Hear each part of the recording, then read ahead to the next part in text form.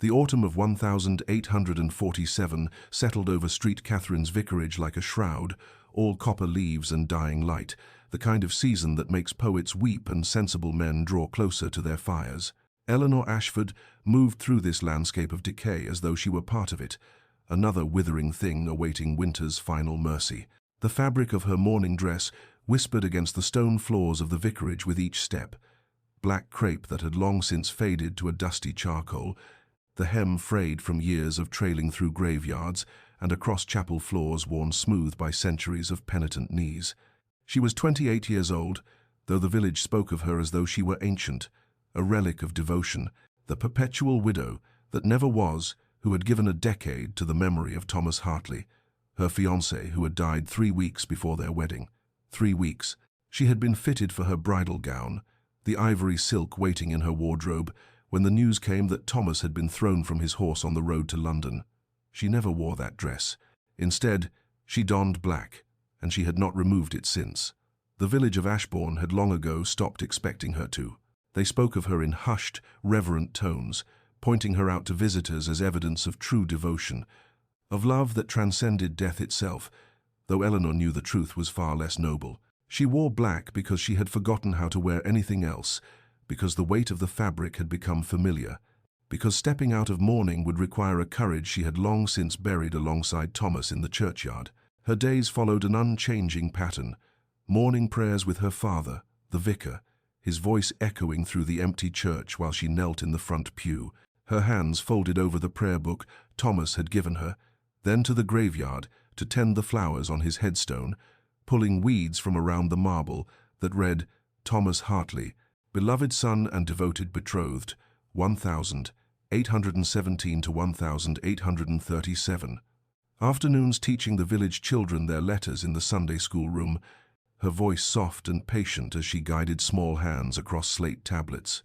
Evenings reading scripture to the elderly and infirm, bringing them weak tea and weaker comfort. She moved through these rituals like a ghost haunting her own life, and if anyone had asked her when she had last felt truly alive, she would not have been able to answer. Outside the vicarage windows, the world blazed with autumn's final defiance, the oak trees turning gold and crimson, the hedgerows heavy with blackberries, the sky that particular shade of blue that only comes when summer has surrendered to the inevitable. But Eleanor saw none of it. She existed in shadow, in the perpetual twilight of grief that had become more home than prison, more identity than burden. She was the vicar's daughter who loved so truly she could not stop mourning. That was who she was. That was all she was. And she had long ago accepted that nothing would ever change. The Duke of Ravenmore arrived on a Tuesday, though Eleanor did not learn of it until the following Sunday, when the village could speak of nothing else during the social hour after services, their voices pitched low with scandal and fascination, the kind of delicious horror that comes from proximity to wickedness without personal risk. Sebastian Blackwood had inherited the Ravenmore estate from a distant cousin 2 years prior, but had never deigned to visit until now, preferring instead to remain in London, where his reputation had flourished like mold in darkness. Stories of gambling dens and opera singers and duels fought over matters of honor so dubious they barely qualified for the name. Mrs. Pemberton, the butcher's wife, clutched Eleanor's arm with flour-dusted fingers and whispered that the Duke had brought no servants from London, that he rattled about in that great house with only old Henderson, the groundskeeper, for company, that he'd been seen walking the estate at night like some Gothic spectre, and wasn't it all terribly romantic and terribly wrong? Eleanor had murmured something non-committal and extracted herself from the conversation, thinking nothing more of nobility and their eccentricities, until her father summoned her to his study that evening with an expression that suggested duty was about to impose itself upon her carefully ordered existence. The Ravenmore estate possessed a chapel, her father explained,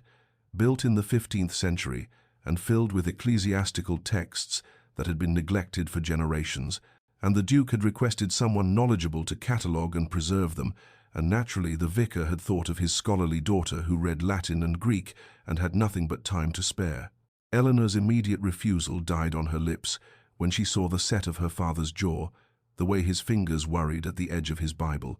and she understood without words that this was not truly a request but an obligation wrapped in courtesy,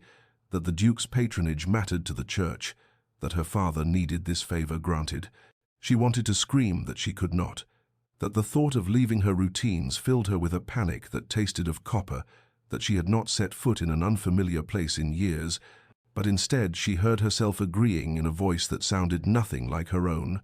watched her father's relief bloom across his weathered face, and felt the first crack appear in the carefully constructed prison of her days. 2 mornings later, Eleanor walked the mile to Ravenmore Estate, through fog so thick it turned the world to watercolor, her black skirts heavy with moisture, her heart beating an erratic rhythm against her ribs as the great house emerged from the mist, like something summoned rather than built. She found the chapel easily enough, a small stone building separate from the main house, its door unlocked and welcoming, and she had been examining the first shelf of crumbling volumes for perhaps 20 minutes, when she heard footsteps behind her and turned to find a man watching her from the doorway, with eyes so dark they seemed to absorb light rather than reflect it. He was tall, elegant in the careless way of men who have never had to consider their appearance, his clothing expensive but rumpled as though he had slept in it, and there was something unsettling in the intensity of his gaze as it traveled from her face down to her mourning dress and back again. "Who are you mourning?" he asked without preamble, without introduction, his voice rough as though from disuse, and Eleanor found herself frozen beneath that scrutiny, her tongue thick and useless in her mouth, unable to form words, unable to look away, unable to do anything but stand there while Sebastian Blackwood, Duke of Ravenmore, waited for an answer she could not give. Eleanor returned the following morning because duty demanded it, because her father's expectant gaze over breakfast left no room for refusal, because the alternative was explaining why the Duke's question had unsettled something fundamental in the architecture of her grief, and she had no words for that conversation. She arrived precisely at 9 o'clock, her spine rigid with determination to ignore whatever provocation the Duke might offer, to focus solely on the manuscripts that needed cataloguing, to treat this as the scholarly exercise it was meant to be rather than the intrusion it had become. But Sebastian Blackwood seemed to possess an uncanny ability to materialize wherever she was working, his footsteps silent on the stone floors, his presence announced only by the shift in the air that made the hairs on her neck rise in warning. He would stand in doorways watching her, or settle into a chair nearby with a book he never seemed to read, and after several days of this, Eleanor's carefully maintained composure began to fracture under the weight of his observation. "You wear your mourning like armor," he remarked on the 4th day, his voice cutting through the chapel's silence with the precision of a blade. "A fortress of black fabric to keep the world at bay." Eleanor's hands stilled on the Latin Psalter she had been examining, her jaw tightening against the response that wanted to escape. "You know nothing of my mourning, Your Grace." "I know it has become your prison," he countered, rising from his chair with a fluid grace that seemed at odds with his dissolute reputation. "I know you hide behind it rather than honor anyone with it." The presumption of it, the sheer arrogance of this man who knew nothing of Thomas, nothing of love, nothing of the weight of loss that had shaped the last decade of her existence, sent fury coursing through Eleanor's veins like poison. She turned to face him fully, her prayer book pressed against her chest like a shield. "How dare you presume to understand what I feel, what I have endured? You, who by all accounts have spent your years in debauchery and excess, who wouldn't recognize genuine devotion if it struck you across your aristocratic face." Something flickered in his dark eyes, something that might have been pain or might have been recognition, but his voice remained steady, relentless. Devotion to what? To whom? This performance of loyalty to death rather than love of life serves no one, least of all the man you claim to honor. The words hit Eleanor like a physical blow, stealing her breath, because somewhere deep beneath the layers of ritual and routine, she knew he was right, knew that what she called devotion had long ago curdled into something else, something that looked more like cowardice than love. But knowing a truth and accepting it are vastly different things, and Eleanor felt herself fragmenting under the weight of this unwanted recognition, felt the careful walls she had built threatening to collapse. "You understand nothing," she whispered, her voice breaking, and then she was fleeing, her skirts tangling around her legs as she ran from the chapel, from the estate, from the Duke whose eyes saw too much, who spoke truths she had spent 10 years learning not to hear. She did not return the next day, nor the one after that, staying instead in the vicarage where everything was familiar and nothing challenged the comfortable numbness of her grief. But her father found her on the third morning, his expression kind but inflexible, and reminded her that she had given her word, that the work was not yet complete, that sometimes duty required us to face what made us uncomfortable. So Eleanor returned to Ravenmoor, her heart a clenched fist in her chest, returned to the Duke, who watched her with those knowing eyes, returned because she had forgotten how to do anything else but endure. Weeks passed, marked by the slow transformation of autumn into the skeletal beauty of early winter, and Eleanor returned to Ravenmoor estate each morning with a formality so cold it might have frozen the very air between them. Her greetings to the Duke reduced to the barest civility required by her upbringing, her eyes fixed firmly on the manuscripts before her, as though they contained secrets more compelling than the man who watched her from across the room. But Sebastian Blackwood, she discovered, possessed a patience she had not anticipated in a man of his reputation, and rather than challenge her renewed defenses, he began instead to leave small gestures in his wake, like breadcrumbs on a forest path. A chair positioned by the window where the morning light fell warmest, a pot of tea prepared and waiting beside her usual workspace, though she had never mentioned her preference for it, a cushion placed on the hard wooden seat where she spent her hours bent over ancient texts. Eleanor told herself she noticed these things only because it would be rude not to acknowledge them, told herself the quiet,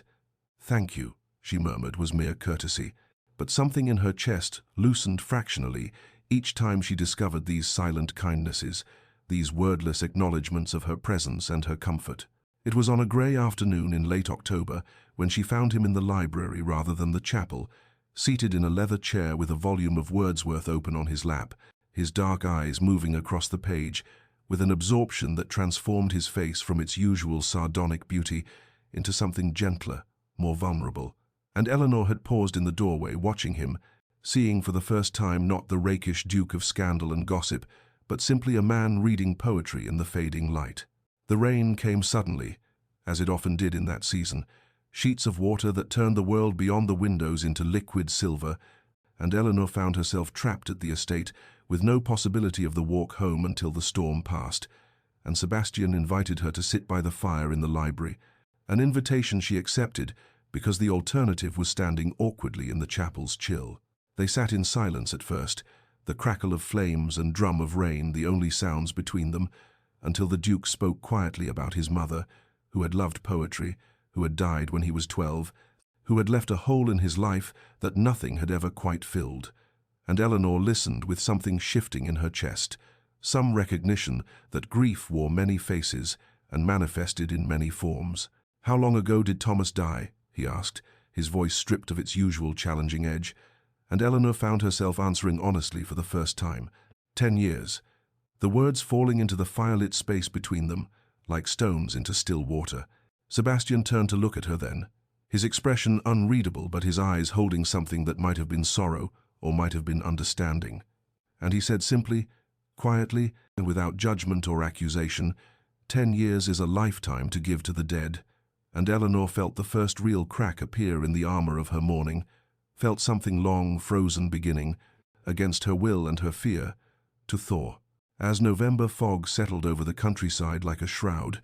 transforming the familiar landscape into something strange and dreamlike,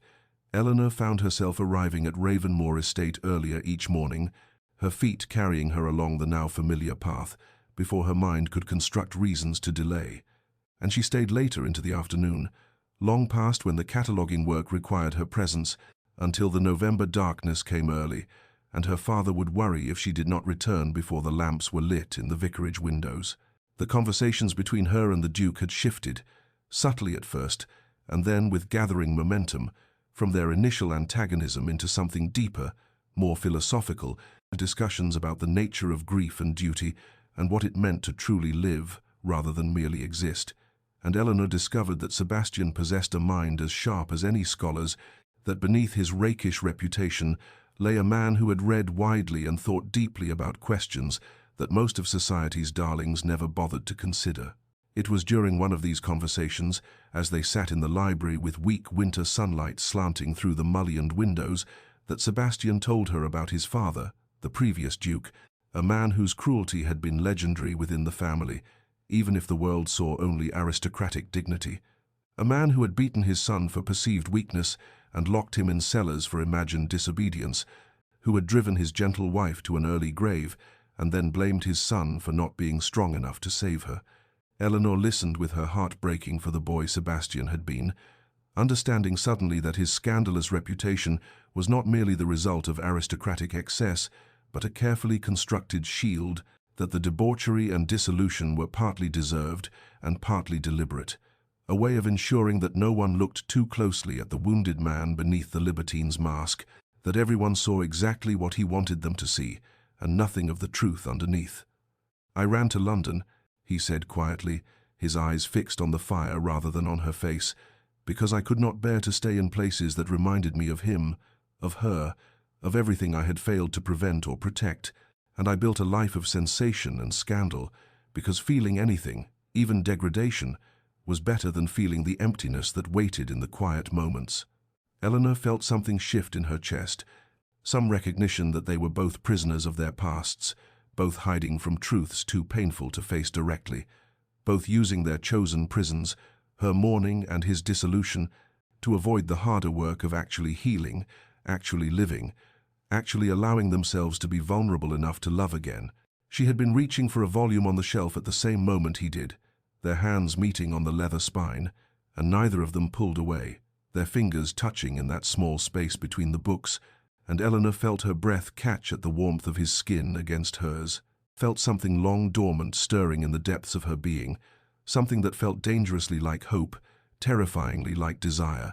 impossibly like the beginning of love. But with that stirring came guilt, swift and sharp as a blade, because how could she feel alive in Sebastian's presence when Thomas lay cold in the churchyard? How could she allow herself to anticipate these daily meetings when she had vowed to honor Thomas's memory with eternal fidelity? How could she betray the dead by daring to want something for herself, to want the future instead of the past, to want the warmth of a living hand instead of the cold comfort of memory? She pulled her hand away as though burned, saw the flicker of hurt cross Sebastian's face before he masked it with his usual sardonic expression, and she fled the library with some excuse about the lateness of the hour. But that night, she lay awake in her narrow bed at the vicarage, her traitorous heart remembering the touch of his hand, her awakening soul whispering that perhaps, just perhaps, 10 years of darkness was enough. The December morning arrived cold and crystalline, frost painting elaborate patterns on the vicarage windows, and Eleanor walked to Ravenmoor estate with her usual measured pace, her breath forming clouds in the frigid air, her black skirts whispering against the frozen ground, entirely unprepared for what awaited her in the gardens behind the great house. She saw the smoke first, a dark plume rising against the pale winter sky, and her steps quickened with concern that perhaps some accident had occurred, some tragedy that required assistance. But as she rounded the corner of the estate, she stopped, as though she had walked into an invisible wall, her mind struggling to comprehend the scene before her. Sebastian stood beside a bonfire built in the center of the formal garden, flames already crackling and reaching toward the morning sky, and piled beside the fire in a heap of black fabric were her mourning dresses, every single one of them. The garments she had mentioned storing in the estate's unused servants' quarters during the renovation work her father was having done at the vicarage, and the dresses that represented 10 years of her life,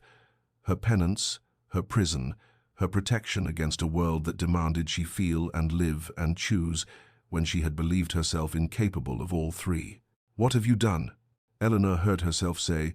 her voice emerging strange and distant, as though it belonged to someone else entirely, and Sebastian turned to face her with an expression that held no apology, no regret, only a fierce determination that made something in her chest constrict with equal parts fury and fear. "What I should have done weeks ago," he said, his voice steady and certain. "What someone should have done years ago, what you would have done for yourself if grief had not convinced you that you deserved to live in perpetual shadow." Eleanor's shock crystallized into rage, white-hot and purifying, and she moved toward the pile of dresses with her hands outstretched, as though she could somehow protect them, save them, preserve the familiar weight of her mourning. "You had no right," she cried, her voice breaking on the words, tears already streaming down her face, though she could not have said whether they were tears of anger or anguish or something more complicated that she had no name for. "Those are mine, my choice, my grief. You cannot simply destroy them as though they mean nothing." Sebastian stepped between her and the dresses, his tall frame blocking her path, his dark eyes blazing with an intensity that matched her own fury. "I have every right," he said, his voice low and passionate. "I have every right to refuse to watch you bury yourself alive, to refuse to stand silent while you waste the precious gift of your years in worship of death, to refuse to pretend that what you are doing is noble when it is nothing more than cowardice, dressed in the respectable garments of grief." The words struck her like physical blows,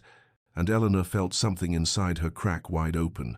felt the careful structure she had built around her pain begin to crumble, and before she could stop herself, before she could think or reason or retreat into familiar numbness, Sebastian reached down and lifted the first dress, black bombazine that she had worn to Thomas's funeral and every day since, and threw it into the flames, where it caught and burned with a brightness that seemed to illuminate every shadow she had been hiding in for the past decade. Eleanor lunged toward the fire with a cry that tore from her throat like something feral and wounded,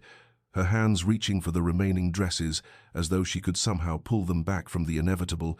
but Sebastian caught her around the waist and held her back, his arms iron bands that she struggled against with a strength born of desperation and fury, her fists beating against his chest as she screamed at him to let her go, to stop this madness,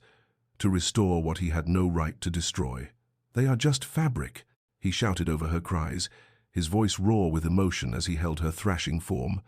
"Just cloth and thread, Eleanor. They are not Thomas. They are not your love. They are not your loyalty. They are nothing but the bars of a cage you have built around yourself." She fought him with everything in her, kicking and clawing like a wild creature. But he was stronger, and he held fast, and when she could not break free, she could only watch in horror as he reached with one hand and threw another dress into the flames, then another, the black fabric catching and curling and turning to ash while she sobbed and screamed and felt as though her very soul was burning with them. "I am watching you waste away in worship of a ghost,"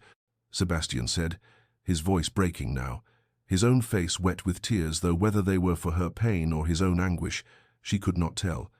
"And I cannot bear it, Eleanor. I cannot stand by and watch you sacrifice your life on the altar of the past when you have so much living left to do, so much love left to give, so much beauty waiting to bloom if you would only let yourself live." Something inside Eleanor shattered at those words, some final barrier that had been holding back a decade of suppressed emotion, and the screaming turned to weeping, deep wrenching sobs that shook her entire body, and her legs gave way beneath her, so that if Sebastian had not been holding her, she would have fallen to the frozen ground. He sank down with her, still holding her close, and she buried her face in his chest and wept as she had not wept since the day they buried Thomas, wept for the young man who had died too soon, for the girl she had been who believed the world would end with his death, for the 10 years she had lost to grief that had long since curdled into something else, something that was more about punishing herself than honoring him, more about hiding from life than celebrating what they had shared. The dresses burned, one after another, the flames consuming the black fabric with a hunger that seemed almost holy, and Eleanor grieved not just for Thomas now but for herself, for the lost decade, and for the woman she might have been if she had allowed herself to heal, if she had chosen life instead of this slow death dressed in mourning weeds. And Sebastian held her through it all, his arms strong and steady around her shaking form, his own tears falling into her hair as the winter morning brightened and the smoke rose like prayers into the pale December sky. The weeping eventually subsided to quiet trembling, Eleanor's body exhausted from the violence of her grief, and she remained curled against Sebastian's chest as the fire burned down to embers, the last of her black dresses reduced to ash that scattered on the winter wind, and she felt hollowed out, scraped raw,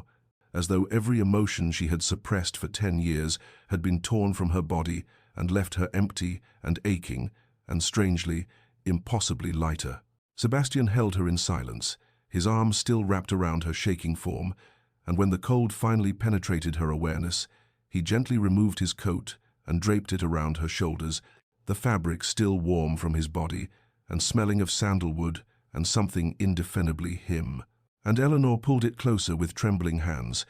grateful for the warmth, for the solid presence of him,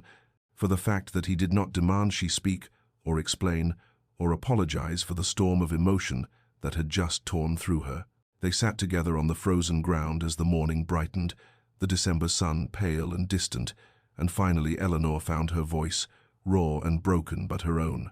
"It was my fault," she whispered, the words she had never spoken aloud in 10 years, the confession that had lived like poison in her heart.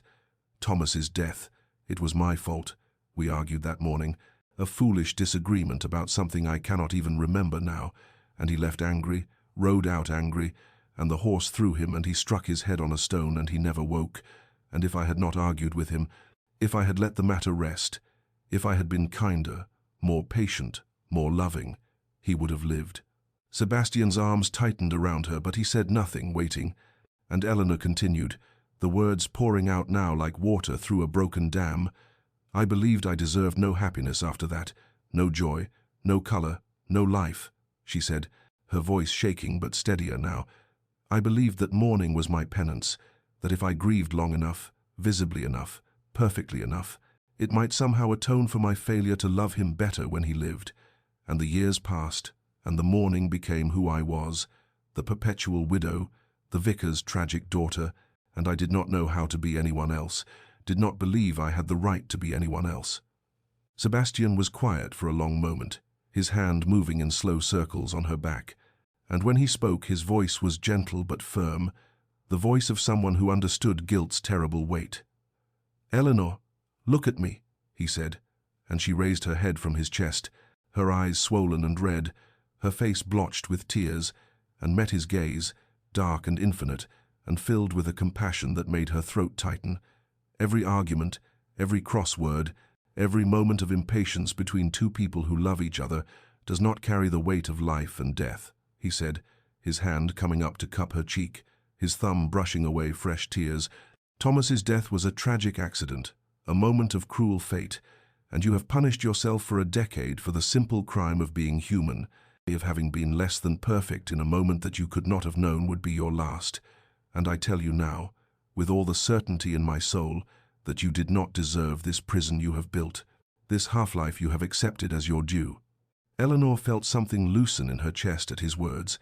felt the terrible knot of guilt that had lived beneath her breastbone for so long begin, just barely, to unravel,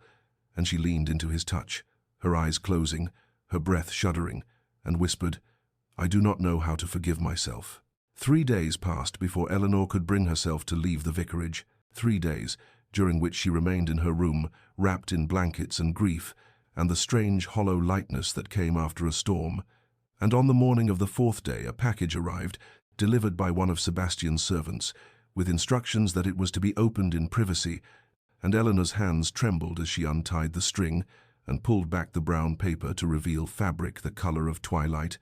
a dress in deep plum that was neither the black of mourning nor the bright hues of celebration, but something in between, something that whispered of transition and tentative steps toward a world she had abandoned a decade ago. She lifted the dress with shaking hands, held it against herself before the mirror, and felt terror rise in her throat like bile, because this was the threshold she had never dared to cross, the boundary between the prison of her grief and the vast, unknown territory of living.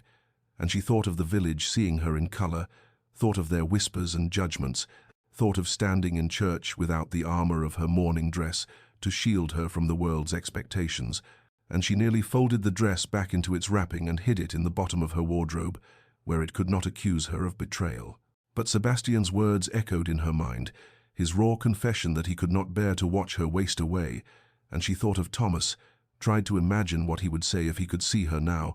if he could see the decade she had given to his memory, and she knew with a certainty that settled like peace in her bones that he would not want this, would never have asked for this sacrifice of her life upon the altar of his death, would have wanted her to live and love and fill her days with something other than the tending of his grave and the cultivation of sorrow. Sunday morning arrived cold and bright, the December sun glinting off frost-covered fields, and Eleanor dressed with fingers that fumbled at buttons and trembled over fabric, the plum dress settling around her body like a foreign skin, and she stared at her reflection and barely recognized the woman looking back, pale and wide-eyed and terrified but undeniably, impossibly present in a way she had not been for 10 years. The walk to street, Catherine's, felt like a journey of miles, though it was barely a quarter hour, and Eleanor was conscious of every eye that turned toward her, every whisper that followed in her wake, the village's shock palpable as they beheld the vicar's daughter in something other than unrelenting black. And she kept her gaze fixed forward, her chin raised, her hands clasped so tightly together that her knuckles went white, and when she entered the church she felt exposed and raw, as though she had come naked before them all. She took her customary seat in the front pew, her father already at the altar preparing for the service, and she could feel the weight of the congregation's stares boring into her back, could hear the rustle of whispered speculation, and she wanted desperately to flee and to run back to the vicarage and tear off this dress and hide herself again in the safe anonymity of mourning. But then the church door opened, and Sebastian Blackwood entered, the Duke of Ravenmore attending Sunday service for the first time since his arrival in the village, and the whispers crescendoed into barely suppressed gasps as he walked down the centre aisle, with his dark hair catching the light from the stained glass windows and his eyes searching until they found her. Their gazes met across the length of the church, his expression unreadable but intense, and Eleanor felt something shift in her chest, felt the terror begin to recede beneath a warmth that spread through her like sunrise. And when Sebastian took a seat 3 rows behind her, when he offered her the smallest of smiles, private and knowing, and filled with such profound understanding that her eyes burned with tears, Eleanor smiled back, a tremulous, uncertain thing, but real, genuine, the first smile of true hope she had allowed herself in a decade. And she turned to face the altar, knowing that something had shifted irreversibly,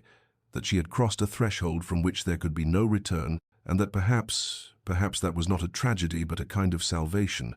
As winter deepened over the countryside, the days growing shorter and the frost lingering well into morning, Eleanor returned to Ravenmore Estate to continue her cataloguing work, but everything had transformed in ways both subtle and profound.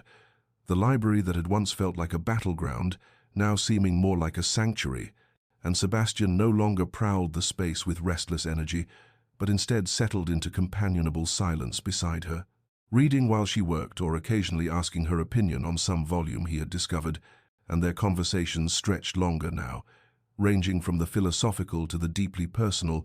discussions about poetry and faith, and the nature of grief that lasted through the afternoon and into evening until the winter darkness pressed against the windows, and Eleanor realized with a start that hours had passed without her awareness.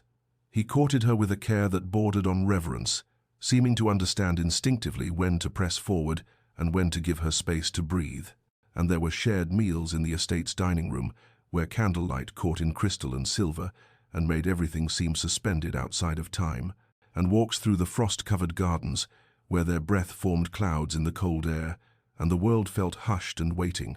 and Eleanor found herself arriving earlier each day and staying later, drawn by something she could not quite name, but felt settling into her bones like warmth after a long chill. One afternoon, as they stood together examining an illuminated manuscript, their shoulders nearly touching as they bent over the delicate pages, Sebastian reached past her to point out a particular detail in the marginalia, and his hand brushed against hers, a touch so brief it might have been accidental, but Eleanor felt it like electricity through her entire body,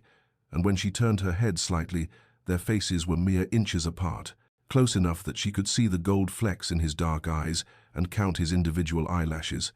And for a heartbeat the world held its breath. But then Eleanor stepped back, her cheeks flushing, her hands trembling as she returned her attention to the manuscript, and Sebastian said nothing, did not push or demand, simply gave her the space she needed, while remaining close enough that she felt the warmth of his presence like a promise. The village gossip intensified with each passing week, whispers following Eleanor through the marketplace and knowing glances exchanged at Sunday service, and Mrs. Henderson, the butcher's wife, made a pointed comment about young women who forgot themselves in the company of rakish noblemen, and Eleanor felt the familiar shame rising in her throat, but pushed it down, refusing to let their judgment diminish what was growing between her and Sebastian, though she could not deny the flutter of anxiety when her father called her into his study one evening, his expression grave, and asked her directly about the nature of her relationship with the Duke. Her father's concerns were not unfounded, Eleanor knew, for Sebastian's reputation had preceded him to this quiet corner of England, tales of London scandals and gaming hells, and women of questionable virtue, and the vicar spoke carefully but firmly about the dangers of a man who lived according to no law but his own pleasure. And Eleanor listened with her hands folded in her lap, her heart beating hard against her ribs, but when he finished, she met his eyes steadily and said, "He is not what they say he is, Father, or perhaps he was once but is no longer, and I know you wish to protect me, but I am not the fragile creature you fear I am, not any more." And she saw surprise flicker across her father's face, followed by something that might have been respect or perhaps simply resignation, and he said only, "Be careful, Eleanor. Hearts once broken do not mend the same way twice." And she nodded, knowing the truth of his words, but knowing also that she had already made her choice, that when Sebastian had taken her hand during their walk yesterday, and she had not pulled away, had instead let her fingers intertwine with his and felt the rightness of it settle into her soul, she had crossed yet another threshold from which there could be no return. The battle within Eleanor's heart raged through the following weeks with an intensity that left her sleepless and restless, pacing her room in the small hours of the morning, while the village slept and the winter wind howled against the vicarage windows, and she found herself caught between the warmth of what she felt when Sebastian looked at her with those dark eyes that saw through every defense she had ever constructed, and the cold grip of guilt that whispered she was betraying Thomas's memory, that she had no right to this emerging happiness when he lay cold in the churchyard, that to love again was to diminish what they had shared in those brief months before his death.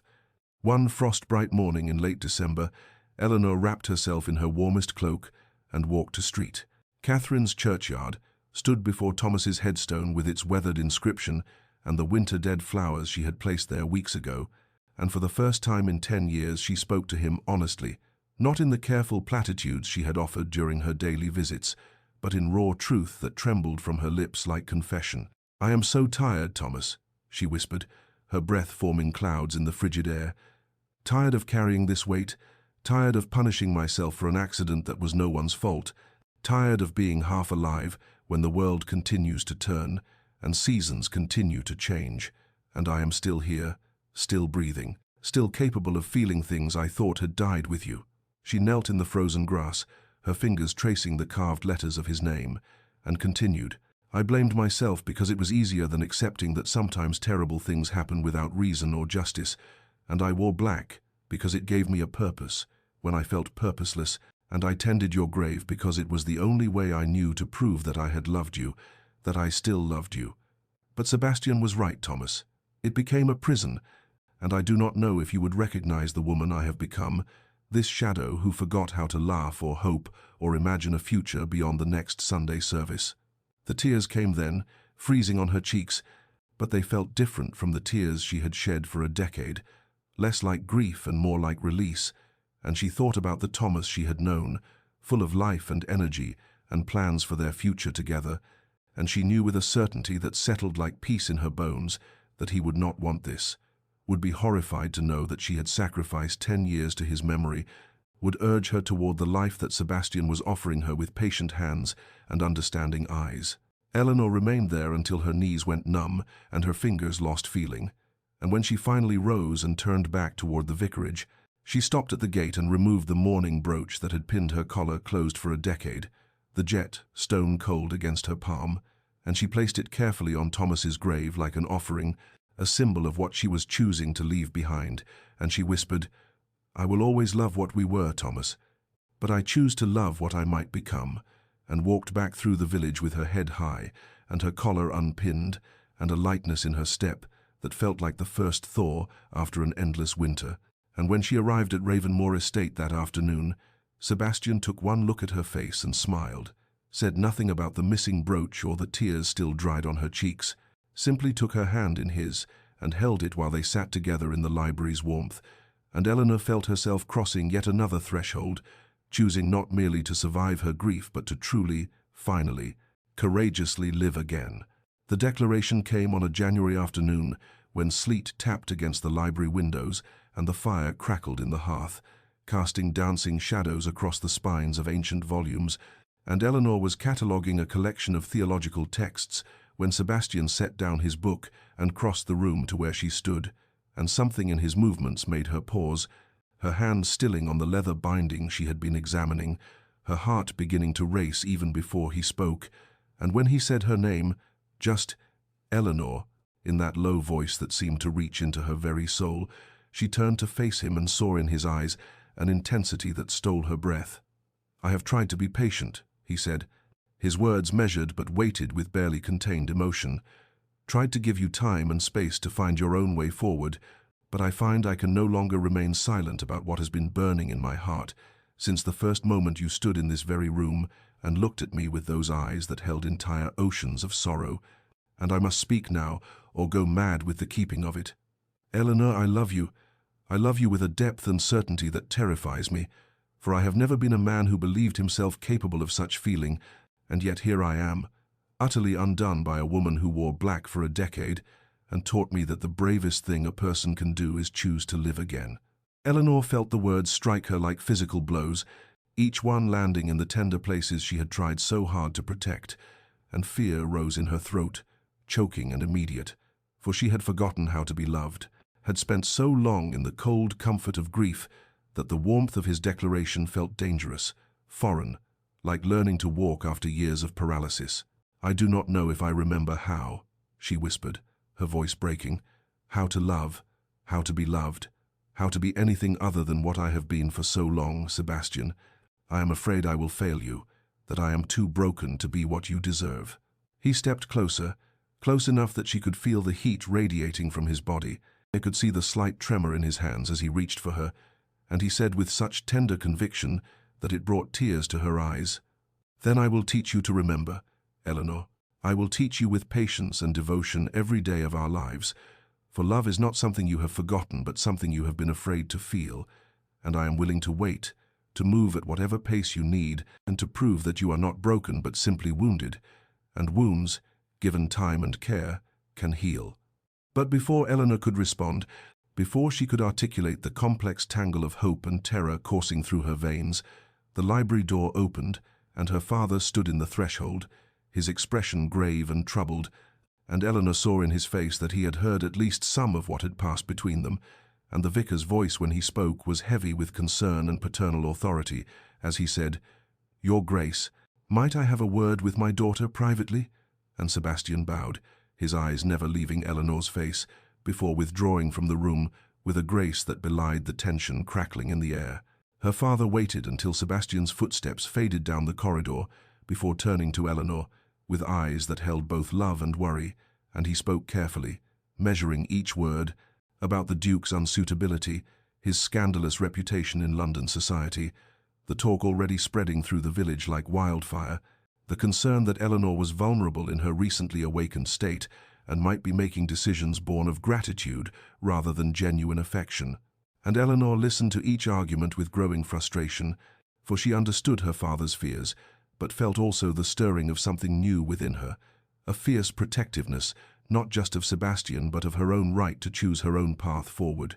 When her father paused for breath, Eleanor drew herself up to her full height and met his eyes with a steadiness she had not possessed even days ago, and she said, her voice quiet but unyielding, "Father, I know you wish to protect me, and I am grateful for your love and concern, but Sebastian is not what the gossips claim, or if he was, he has transformed just as I have transformed, and I will not retreat back into the safety of grief simply because others judge my choices or because love seems dangerous after so long in numbness. For the first time in 10 years I feel truly alive, and I will defend that with everything in me, even if it means disappointing you, even if it means facing the village's censure, for I have learned that sometimes the most courageous act is not enduring suffering but choosing joy." Sebastian found Eleanor in the winter garden the following evening, when twilight had turned the snow-laden branches to silver and purple shadows, and she stood among the bare rose bushes, wrapped in a cloak the color of deep wine, no longer black but not yet the vibrant hues she might someday wear, and when he approached, she turned to him with eyes that held questions she had not yet voiced, and he said without preamble, his breath forming clouds in the frigid air, "There is something you must know about me, Eleanor, something I have not told you because I am a coward despite all my bold words about courage and living, and if we are to move forward together, you deserve to know the truth of why I fled London for this forgotten estate, why I returned to a place I swore I would never set foot in again." She waited, her heart beating faster, sensing that whatever he was about to reveal would change things between them, would either draw them closer or create a chasm too wide to cross, and Sebastian ran a hand through his dark hair, a gesture of agitation she had never seen from him before, and began to speak in a voice rough with emotion about a man named James Thornbury, who had been his closest friend since their school days at Eton, a friendship forged in shared rebellion against cruel fathers and the suffocating expectations of their class, and how, in London's glittering ballrooms and dark gambling hells, they had carved out a reputation for wildness that was partly performance and partly escape from the pain they both carried. James was reckless, Sebastian continued, his eyes fixed on some distant point beyond the garden walls, reckless in a way that frightened me even as I enabled it. And one night last spring, we were deep in our cups at a card game that had gone on too long, with stakes that had climbed too high. And James lost everything, his quarterly allowance and his mother's jewelry which he had no right to wager, and when the winner demanded payment immediately, James stumbled out into the street in a rage, and I followed, but not quickly enough, not carefully enough, for I was drunk myself, and when he climbed into his curricle swearing, he would ride to his estate and fetch the money that very night, though it was past midnight, and the roads were dangerous. I laughed. Eleanor, I laughed and told him to go prove himself a man, and he drove off into the darkness, and I returned to the card table, and 3 hours later they found his body in a ditch with his neck broken and his curricle shattered against a tree. The confession hung between them like something physical, and Eleanor saw in Sebastian's face the same guilt she had carried for 10 years, the same conviction that he was responsible for a death that perhaps could not have been prevented. And she understood with sudden clarity that they were both prisoners of their past, both wearing mourning garments of different kinds, both punishing themselves for accidents and choices that had spun beyond their control, and instead of recoiling from his revelation, she stepped closer and took his cold hands in hers, and said with a gentleness born of shared suffering, "You see now why I understood your grief so completely, why I could not bear to watch you waste your life in penance, for I have been doing the same, Sebastian. We have both been dying by degrees to honor the dead, but perhaps we can save each other, perhaps two broken people can become whole together." And when he looked at her with eyes bright with unshed tears, she lifted her hand to his face, and he bent his head to hers, and they kissed in the winter garden with the snow, beginning to fall around them like benediction, a kiss that tasted of tears and forgiveness, and the tentative hope that healing might be possible after all, that two souls who had spent so long in darkness might find their way toward light together. And Eleanor felt something shift in her chest, a loosening of the bands that had constricted her heart for a decade, and she knew that their mutual brokenness was not weakness, but the very foundation upon which they might build something enduring and true. As Christmas approached, and the village prepared for the season of joy and redemption, the whispers that had begun as mere curiosity hardened into something darker and more judgmental, for the sight of Eleanor Ashford walking through the snow-dusted lanes in her plum-colored dress, instead of funeral black, had scandalized the more conservative parishioners who saw in her transformation not healing but betrayal, and Mrs. Weatherby, the butcher's wife who had appointed herself moral guardian of the parish, began a quiet campaign of concern that spread like winter frost, suggesting to anyone who would listen that the vicar's daughter had been corrupted by the sinful duke, that grief had made her vulnerable to manipulation, that her poor father must be beside himself with worry over his daughter's association with a man whose London reputation was so thoroughly stained with scandal and vice. Eleanor felt the weight of their disapproval in the turned heads and whispered conversations that ceased when she entered shops, in the pitying looks from women who had once sought her counsel, in the parents who suddenly found reasons their daughters could not attend her Sunday school lessons, and though she had expected judgment, she had not anticipated how it would feel like a physical pressure against her chest,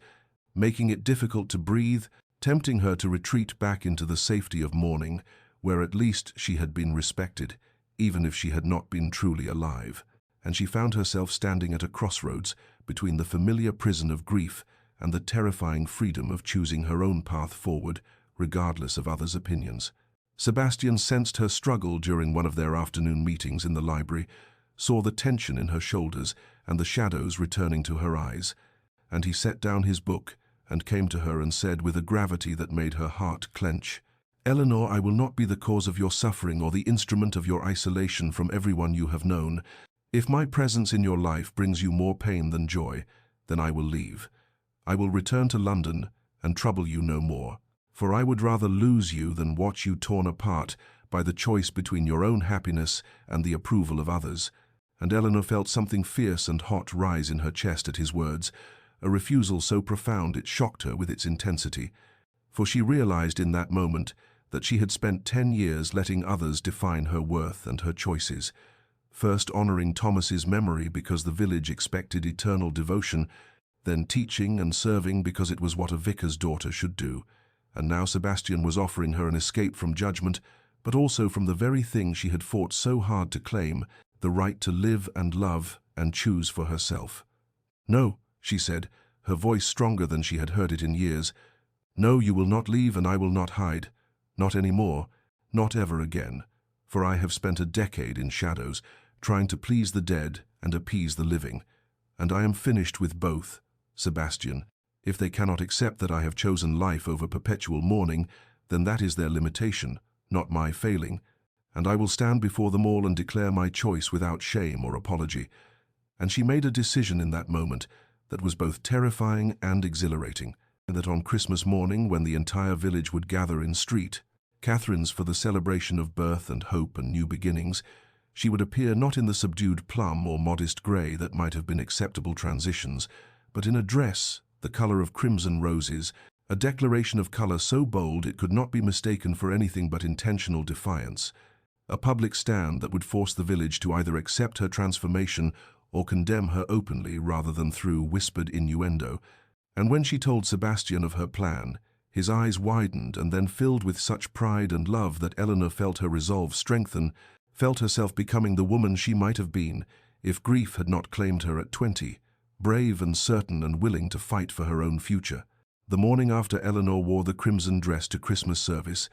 creating a scandal that rippled through the village like stone cast into still water, her father summoned Sebastian to the vicarage with a terse note delivered by a wide-eyed stable boy.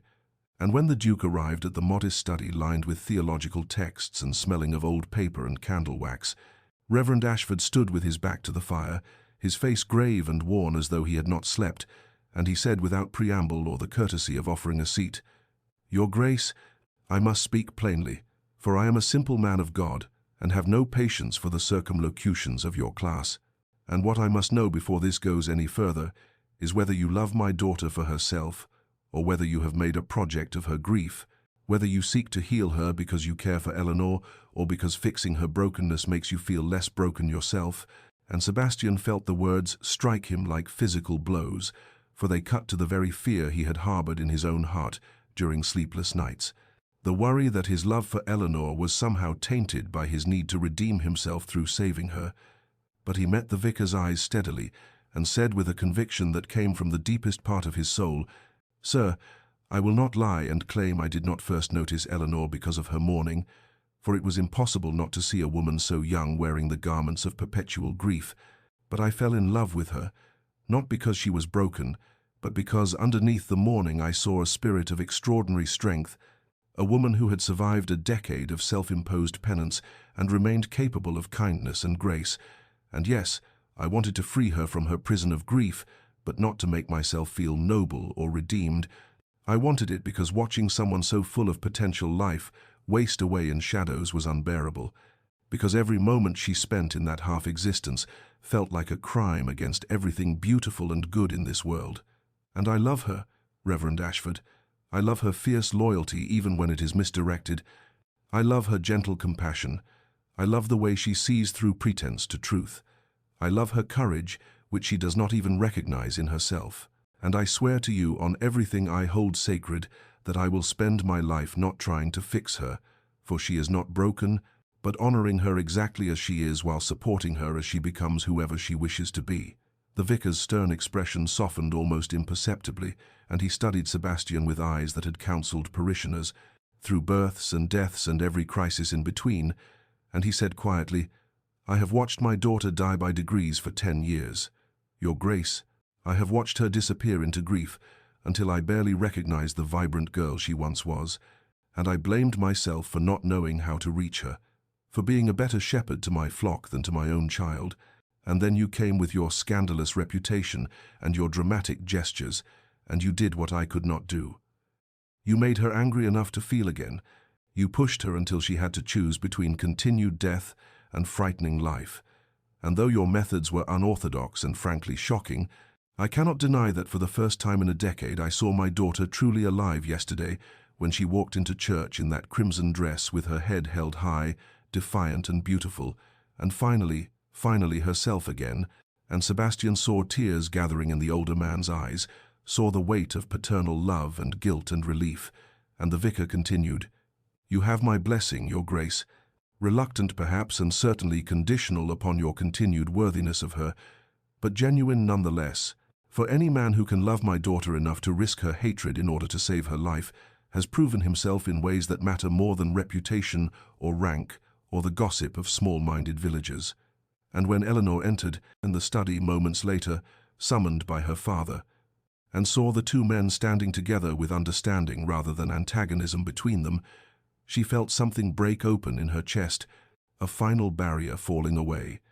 And she went to her father and embraced him with tears streaming down her face, thanking him for protecting her, even when she had not wanted protection, for loving her enough to let her go, for seeing past scandal to the truth of her healing. And her father held her close and whispered that he only wanted her happiness, that he had feared he might lose her forever to grief. But now he could see she had finally found her way home to life. And Sebastian watched father and daughter reconcile and felt his own eyes sting with emotion, understanding that he was witnessing something sacred, the mending of a relationship strained by love and loss and the difficult grace of letting go. On New Year's Eve, as 1,847 prepared to yield to 1,848, Sebastian sent word to Eleanor, requesting she meet him at Ravenmoor Chapel at midnight, the hour when the old year died and the new was born. And though it was unconventional for an unmarried woman to venture out at such an hour, Eleanor wrapped herself in her wool cloak and walked through the snow-dusted lanes under a sky brilliant with winter stars, feeling in her bones that something momentous awaited her in that sacred space where they had first met, when she was still a ghost, haunting her own life, and he was a stranger who saw through her careful performance of perpetual grief, the woman imprisoned beneath. The chapel was warm when she entered, candles lit throughout casting golden light on the ancient stone walls, and Sebastian stood before the altar dressed in formal black, but with none of his usual rakish manner, instead appearing almost vulnerable as he turned at the sound of her footsteps and crossed to take both her hands in his eyes searching her face as though memorizing every detail, and he said in a voice rough with emotion, "Eleanor, when I first came to this chapel I was running from my demons and my past, seeking refuge in a place my father had never sullied with his cruelty, and I found instead a woman in black mourning clothes who looked at me with wariness and something that might have been recognition, for we were both prisoners, though our cells were of different making. And in these months since I have watched you transform from shadow to substance, from half-life to fullness, and I have fallen so deeply in love with you that I cannot imagine my future without you in it, and cannot fathom returning to the empty existence I lived before you, taught me what it means to truly care for another's happiness above my own comfort." And Eleanor felt tears gathering in her eyes as he continued, "I know I am not what anyone would choose for a vicar's daughter. I know my reputation precedes me, and the village whispers about my unsuitability. But Eleanor, I swear to you that I will spend every day of my life proving myself worthy of the gift you would give me. By becoming my wife, I will honor you and cherish you, and never ask you to be anything other than exactly who you are. And so, I am asking you here, in this chapel, on this threshold between years, will you marry me? Will you take this flawed and previously dissolute duke and make him the luckiest man in England by agreeing to build a life with me, to fill Ravenmoor with colour and laughter and all the joy that has been absent from both our lives for far too long?" Eleanor could not speak for a moment, her throat tight with emotion as she thought about the woman she had been just months ago, wrapped in black fabric and black thoughts, convinced she deserved nothing but shadows and penance, invisible even to herself.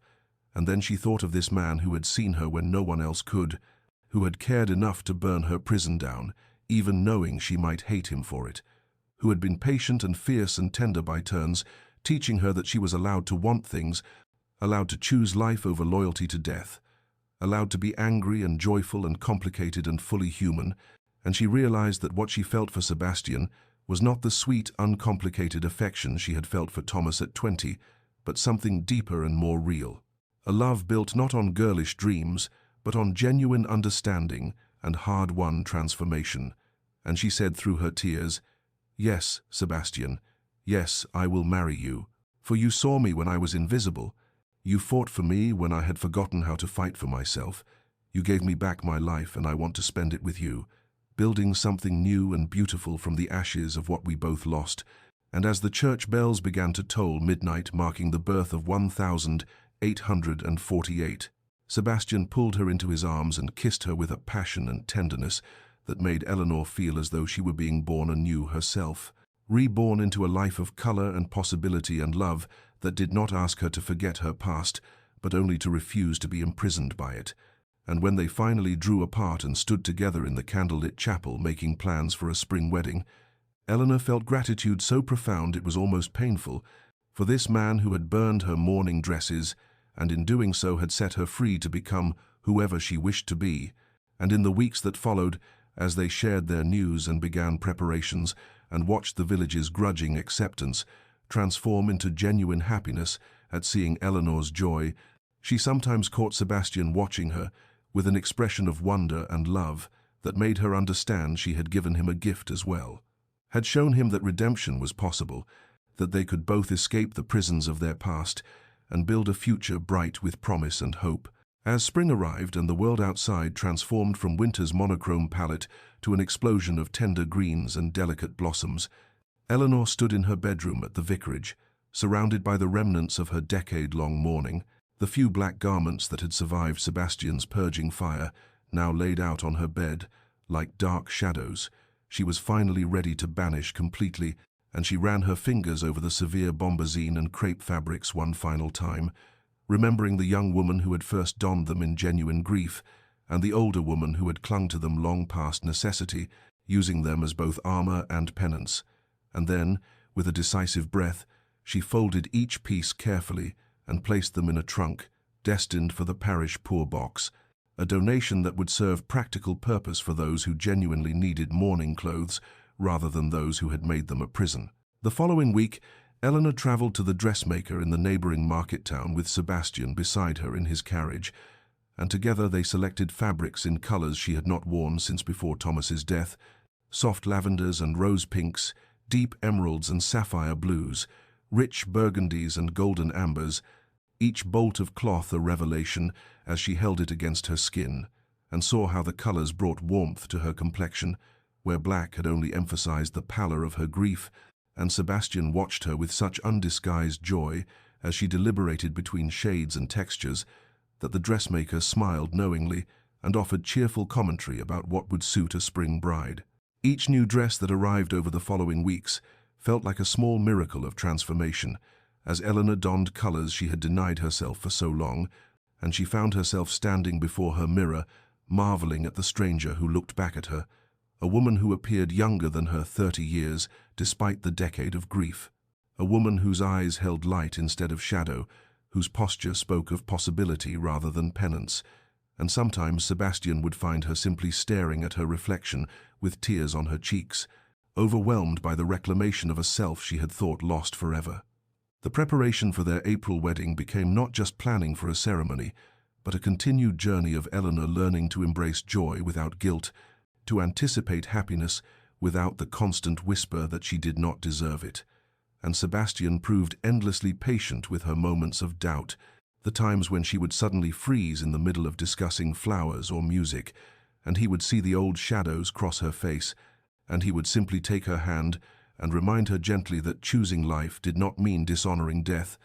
that Thomas would not have wanted her to remain forever frozen in the moment of his loss, that love was capacious enough to hold both gratitude for what was and hope for what would be. On a particularly beautiful afternoon in late March, when the air smelled of apple blossoms and new grass, Eleanor gathered the last of her mourning jewelry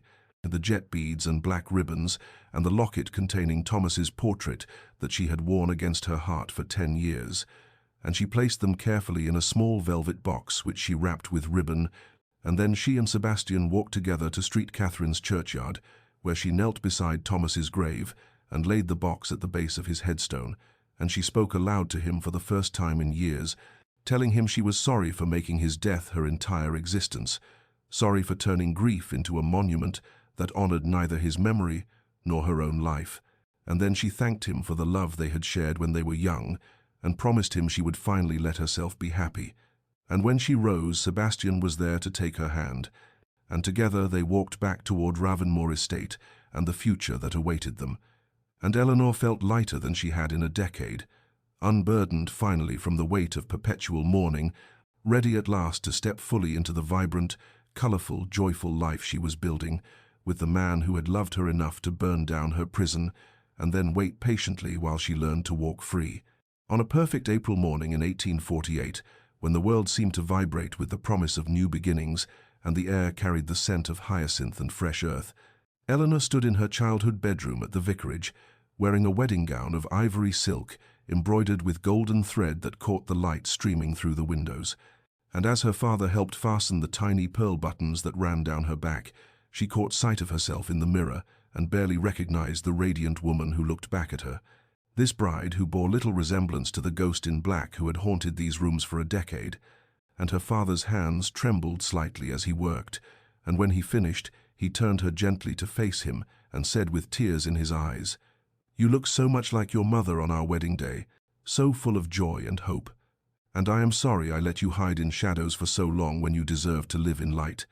And Eleanor embraced him and whispered that he had only tried to protect her, that she had needed to find her own way back to life. And then together they walked through the spring sunshine to St. Catherine's Church, where the entire village had gathered, filling every pew and spilling out into the churchyard. Their earlier judgment transformed into genuine celebration as they witnessed Eleanor Ashford finally stepping into the happiness she had denied herself for so long. The church was transformed with arrangements of white roses and trailing ivy, and sunlight poured through the stained glass windows, casting patterns of jeweled color across the stone floor. And when Eleanor entered on her father's arm and saw Sebastian waiting at the altar in his formal black coat with an expression of such profound love and wonder that it made her breath catch, she understood that this moment represented not just a wedding but a resurrection, a choosing of life over death, color over shadow, future over past. And as she walked down the aisle past familiar faces, smiling through tears, she felt the weight of her decade-long mourning finally lift completely, replaced by a lightness that made her feel as though she might float. When she reached Sebastian and placed her hand in his, their eyes met and held, and Eleanor saw reflected in his gaze everything she needed to know about the life they would build together. And the vicar who performed the ceremony spoke of light overcoming darkness, of spring following winter, of resurrection and renewal, choosing readings that emphasized transformation and hope. And when it came time for vows, Sebastian spoke in a voice that carried to every corner of the church, promising to honor both the woman Eleanor had been and the woman she was becoming, to cherish her strength and her vulnerability equally, to build with her a life of color and joy and purpose, to never let her retreat into shadows again, but to stand beside her as they both walked forward into light. And Eleanor's own vows trembled with emotion as she promised to choose life every day, to embrace love without fear, to move forward without forgetting, but also without being imprisoned by the past, to fill their home with laughter and their days with meaning, and to love Sebastian, not despite his flaws, but because he had seen her truly and loved her enough to fight for her freedom, even when she had forgotten how to fight for herself. When the vicar pronounced them husband and wife and Sebastian kissed her with a tenderness that contained also passion and promise,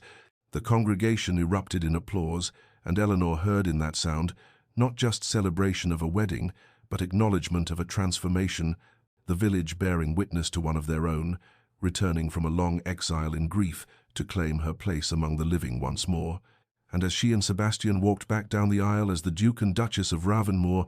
Eleanor's ivory and gold gown catching the colored light from the stained glass, she felt more herself than she had in 10 years, more whole and present and alive, ready, finally, to embrace whatever joys and sorrows the future might bring, with the man who had burned down her prison and then waited patiently while she learned to build something beautiful from the ashes. 5 years later, in the autumn of 1853, Eleanor stood at the drawing-room window of Ravenmore Estate, watching the golden afternoon light paint the grounds in shades of amber and copper, and behind her she could hear the delighted shrieks of her 2 children as Sebastian chased them through the corridors in some elaborate game involving dragons and knights, their laughter echoing through rooms that had once been silent and neglected, but now brimmed with the vibrant chaos of a family truly alive. And she smiled at the sound before turning her attention back to the view outside, where the gardens she had helped cultivate over 5 years of marriage bloomed with late-season roses and chrysanthemums in every conceivable color, a deliberate riot of hues that she tended with the same devotion she had once given to maintaining her mourning. Only now her dedication was to life and beauty rather than commemoration of death. Later that afternoon, Eleanor slipped away from the house with a basket of flowers freshly cut from her gardens, and she walked the familiar path to St. Catherine's churchyard, where Thomas's grave stood beneath an ancient oak, its headstone weathered now by 16 years of seasons, and she knelt to arrange the blooms, the purple asters and golden dahlias and deep red roses, and as she worked, she spoke softly to the memory of the young man she had loved when she was barely more than a girl, telling him about her children, about Sebastian's kindness and humor, about the life she had built from the ashes of her decade-long mourning,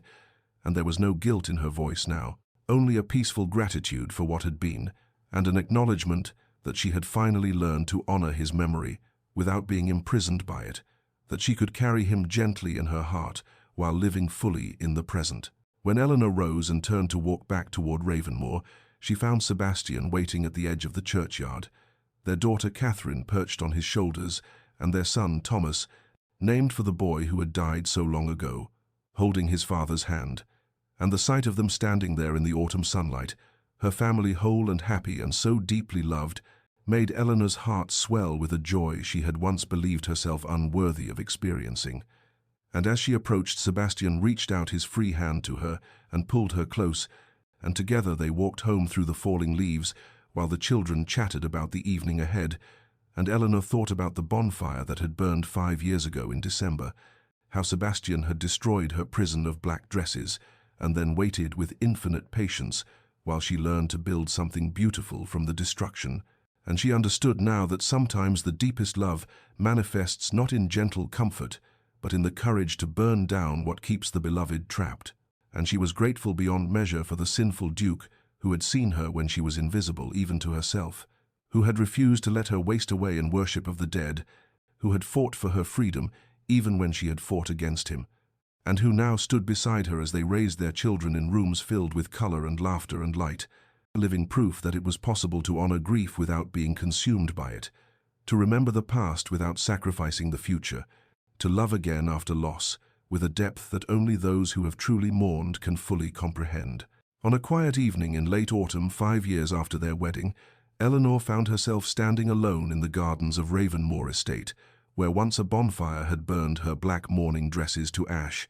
and where now a meticulously tended flower bed bloomed with roses in every shade, from palest blush to deepest crimson, each plant a living testament to transformation and renewal. And as she looked at this garden that had grown from destruction, she thought about the December morning when Sebastian had committed what seemed then like an unforgivable act of violence against her carefully constructed prison, and she understood now that it had been the deepest kind of love, the courage to destroy what kept her captive even when she fought against her own liberation. And she heard footsteps behind her and turned to see her husband approaching through the twilight with their children already settled for the night, and he came to stand beside her and took her hand, and they stood together in companionable silence, looking at the garden that symbolized everything they had built together from the ashes of their separate sorrows. And Eleanor felt moved to speak not just to Sebastian, but to all who might one day hear this story. And so she turned slightly as though addressing someone beyond the garden walls and said, "Dear listener, if you have found yourself in this tale, if you too have worn black for too long, if you too have built a prison from your grief and called it loyalty, know this: there is no betrayal in choosing to live again, No dishonor in allowing color back into your world. No shame in discovering that grief honored need not become grief eternal. And sometimes the greatest act of love we can receive is when someone cares enough to burn down the walls we have built around ourselves, to refuse to watch us waste away in worship of what is gone, to fight for our freedom even when we fight against them. For healing is not a straight path from darkness to light, but a complicated journey that requires both patience and boldness, gentleness and fierce courage, and the wisdom to know when to hold on and when to let go.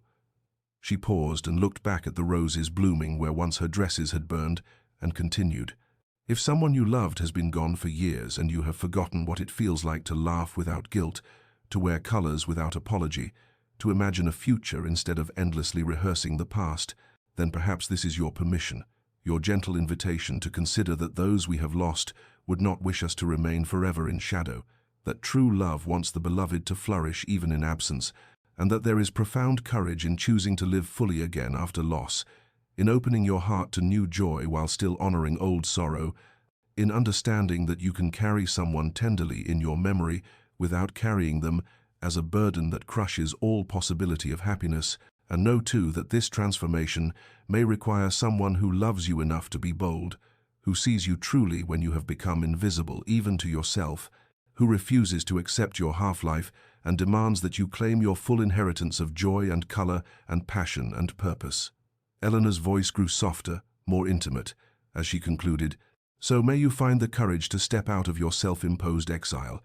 May you discover that life still holds beauty and meaning and love for you if you will only reach for it. May you learn to honor your grief without being consumed by it. And may you build from the ashes of your sorrow something vibrant and true and wholly alive. And may you rest well tonight, knowing that choosing to live again is not forgetting but rather the deepest kind of remembering. For we honor those we have lost most profoundly, not by dying with them, but by living fully in their absence, carrying them gently forward into whatever joy the future may hold. And if this story has touched your heart, if it has given you permission or hope or courage, then share it with someone who might need to hear that grief need not be forever. And remember always that sometimes love means burning down what keeps us imprisoned, and that from those ashes, with patience and courage, we can build gardens that bloom in every color imaginable, testaments to transformation, monuments to the enduring human capacity for renewal, proof that even after the longest winter, spring will come again. And with that, Eleanor turned back to Sebastian, who pulled her close, and together they walked toward their home, where lamplight glowed warm in every window, their children sleeping peacefully upstairs, their future stretching before them vibrant and full of promise, a life built from ashes now blooming in colors she had once believed herself unworthy of wearing, and the story of the vicar's daughter, who wore black for 10 years until the sinful duke burned. All her dresses became a story of redemption and resurrection, a reminder that it is never too late to choose life over death and color over shadow, love over fear, and that sometimes the greatest gift we can give ourselves or receive from another is the courage to begin again.